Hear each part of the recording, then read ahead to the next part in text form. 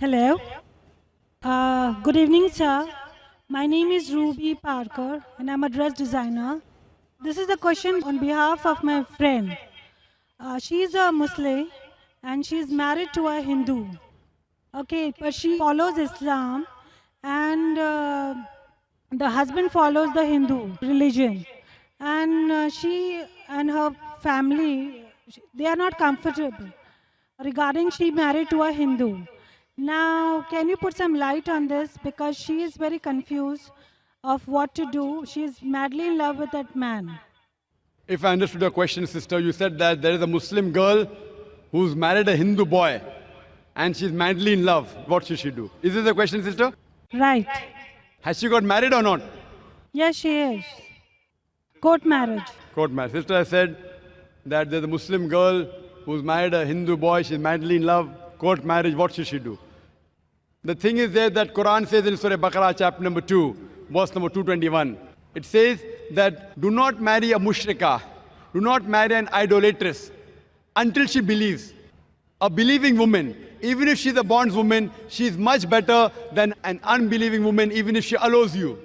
The verse continues that do not marry a mushrik man, do not marry an idolating man, even if he allows you, until he believes.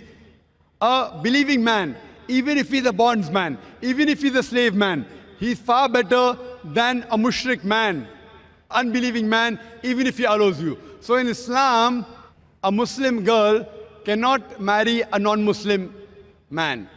And as I told earlier, the reason is that if you have a vehicle, one tire of the vehicle is of a cycle, of a bicycle, and the other tire, it is of a truck.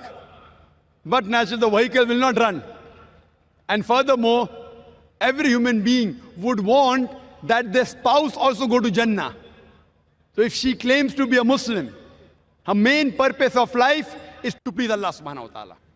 And as I told you, that the Quran says in Surah Nisa chapter 4, 48, Surah Nisa chapter 4, 116, that Allah will forgive any sin, but the sin of shirk, associating partners with God, He will never forgive. So how can she have a life partner whose purpose of life is different? That means maybe you are selfish. You want to go to Jannah, but you don't want your life partner to go to Jannah. So surely, if she really loves the husband, she should put an ultimatum that if you continue, you will not go to Jannah. So put an ultimatum that if you want me, you will also get Jannah by accepting Islam. If you accept Islam, I am with you. Otherwise, I am not with you. So that she gets the best of this world and he also gets the best of both the world.